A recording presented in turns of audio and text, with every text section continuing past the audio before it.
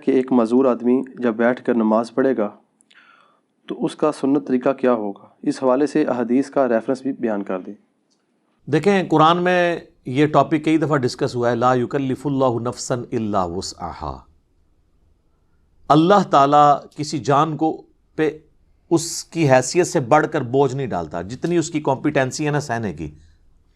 ظاہر ہے آپ کو حسین ابن علی کی طرح نہیں آزمایا جائے گا، کیونکہ ہماری آپ کی کمپیٹنسی نہیں ہے۔ ان کو اس لیے آزمایا گیا کہ ان کے اس عہدے کو جسٹیفائی کرنا تھا کہ جنتی نوجوانوں کے سردار ہیں، جو جامعہ ترمذی میں حدیث ہے۔ تو آپ کو تو چھوٹی موٹی آزمائش میں ہی ڈالا جائے گا نا۔ تو اس آیت کے تحت اگر کوئی مجبوری ہے تو اس مجبوری میں اللہ تعالیٰ ٹالریٹ کرتا ہے معاملات کے اندر۔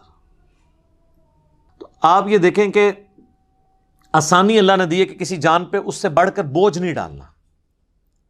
اور اس میں یہاں تک کہ صحیح بخاری میں نبی علیہ السلام نے فرمایا کہ نماز کھڑے ہو کر ادا کرو، اور اگر کھڑے ہونے کی استطاعت نہ ہو، کمزوری کی وجہ سے، بڑھاپے کی وجہ سے، معذوری کی وجہ سے، مجبوری کی وجہ سے، تو بیٹھ کے پڑھو، اور اگر بیٹھ کے نہیں پڑھ سکتے تو کروٹ پہ لیٹ کے پڑھ لو، نماز چھوڑنی نہیں۔ لیکن پھر صحیح بخاری میں حدیث ہے کہ جو کھڑے ہو کے نماز پڑھتا ہے نا، اس کو جو ثواب ملتا ہے نا، بیٹھ کے پڑھنے والے کو اس سے آدھا ملتا ہے، اور لیٹ کے پڑھنے والے کو اس سے بھی آدھا ملتا ہے۔ حتیٰ کہ صحیح مسلم میں حدیث ہے کہ نبی علیہ السلام ایک دفعہ بیٹھ کے نماز پڑھ رہے تھے، تو ایک صحابی آئے، انہوں نے حضور کے ماتھے پہ ہاتھ رکھا بخار چیک کرنے کے لیے۔ تو آپ فرمائے یہ کیا کر رہے ہیں؟ تو انہوں نے کہا یا رسول اللہ میں چیک کر رہا ہوں آپ کی طبیعت، کیونکہ آپ بیٹھ کے نماز پڑھ رہے ہیں۔ تو آپ نے فرمایا کہ، اور آپ نے ہی فرمایا ہے کہ بیٹھ کی نماز پڑھنے کا ثواب آدھا ہے، تو آپ نے فرمایا کہ یہ بات بالکل درست ہے، لیکن مجھے اللہ تعالیٰ بیٹھ کی حالت میں نماز میں بھی پورا ثواب دیتا ہے۔ یعنی حضور کی یہ خصوصیت ہے، جیسے آپ کی کئی اور خصوصیات ہیں۔ بخاری مسلم میں آپ وصال کے روزے رکھتے تھے، صحابہ کرام نے رکھنے شروع کیے، یعنی بغیر افطار کیے اگلا روزہ، وہ بھی نہیں افطار کیا تیسرا روزہ، تو صحابہ کرام تو بے ہوش ہونا شروع ہو گئے۔ حضور نے مسجد میں جب دیکھا عاشقان رسول کو، تو آپ نے فرمایا کہ یہ کیا ہے؟ تو حضور غصے میں آپ فرمایا ایکم مثلی، تم میں کوئی میری مثل ہو سکتا ہے؟ شکر ہے کوئی اہل حدیث نہیں کہتا قل انما انا بشر مثلکم۔ ان کو پتا تھا کہ حضور صرف سپیشیز میں ہماری طرح انسان ہے، باقی مرتبے میں نہیں ہے۔ حضور جب کہہ رہے تم میں کون میری مثال ہے، تو کسی نے نہیں کہا یا رسول اللہ ہم آپ کی مثل ہی ہیں اور آپ ہماری مثل ہیں، نہیں۔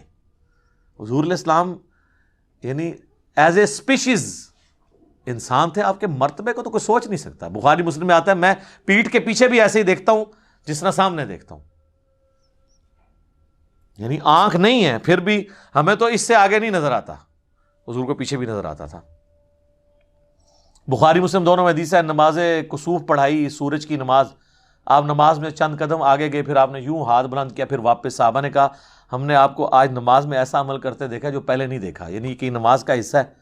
تو آپ نے فرمایا نہیں، مجھے اللہ تعالیٰ نے جنت دکھائی اور میں نے اس میں ایک انگوروں کا گوشہ دیکھا، میں نے ارادہ کیا میں اسے توڑ دوں، اگر توڑ لیتا پھر تم کھاتے رہتے، کیوں؟ جنت کو فنا نہیں ہے، جیسے ہی ایک دانہ توڑنا تھا واپس ایک دانہ آ جانا سی، جنت ختم نہیں نہ ہو سکتی۔ پھر میں نے اس کو ارادے کو ترک کر دیا۔ تو اب کسی صحابی نے کہا یا رسول اللہ ہمیں تو کچھ نظر نہیں آیا، ٹھیک ہے۔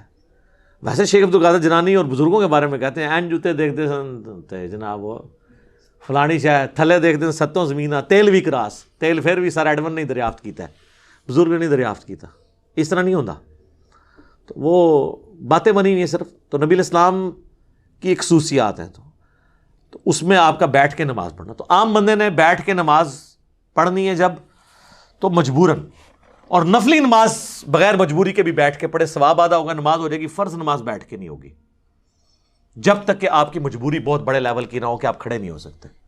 اسی لیے بخاری مسلم میں آتا ہے کہ نبی علیہ السلام فرض نماز کے لیے سواری سے نیچے اترتے تھے اور نماز پڑھتے تھے زمین پہ قبلہ رخ کا اہتمام کر کے، کھڑے ہو کے۔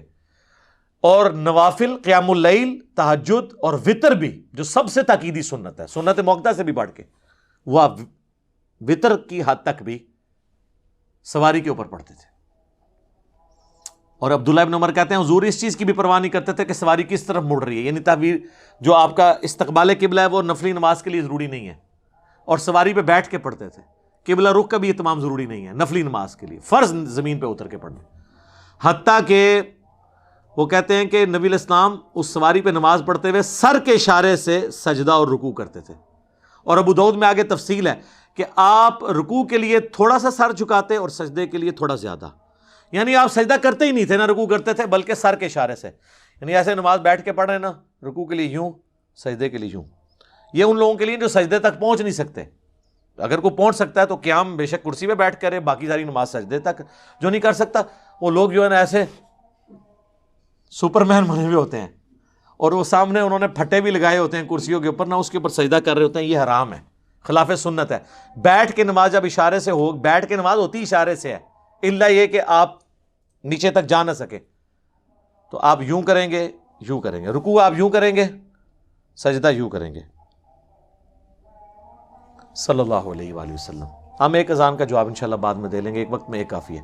تو یہ آپ کے بیٹھ کے نماز کا طریقہ ہے. صحیح بخاری میں آتا ہے کہ حضرت عبداللہ بن عمر کے ساتھ ایک شخص نے نماز پڑھی، وہ تشہد میں بیٹھا تو چوکڑی مار کے 4 زانوں بیٹھ گیا، آلتی پالتی مار کے نا.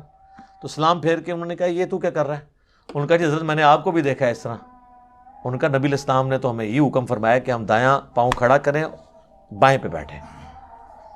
تو جو تو نے مجھے دیکھا ہے نا وہ اس لیے کہ میرے پاؤں میں درد تھا، میں اس طرح بیٹھ نہیں سک رہا تھا، میرے پاؤں میرا وزن اٹھا نہیں سک رہے تھے، تو میں نے مجبوراً آلتی پالتی مار کے بیٹھا ہوں.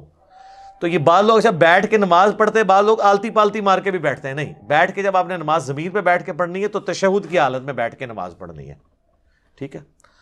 اگر آپ ہاتھ باندھ کے کریں گے تو وہ تو ٹھیک ہے. اگر آپ نے ہاتھ چھوڑ کے نماز پڑھنی ہے تو آپ نے ہاتھ اپنے زانوں پہ ہی رکھنے ہیں قیام کی حالت میں.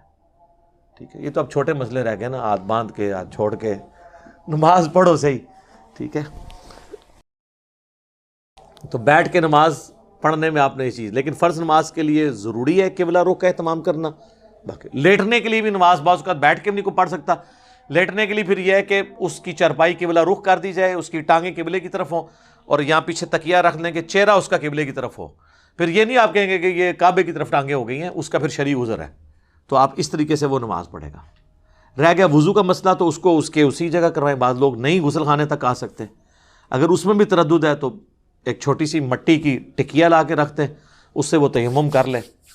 غسل کی جگہ بھی ایک ہی تیمم کا طریقہ ہے اور وضو کی جگہ بھی کہ آپ نے چہرے کا اور ہاتھوں کا تیمم کرنا ہے. یہ کلائیوں تک بھی ثابت ہے اور کونیوں سمیت بھی ثابت ہے، دونوں طریقے درست ہیں.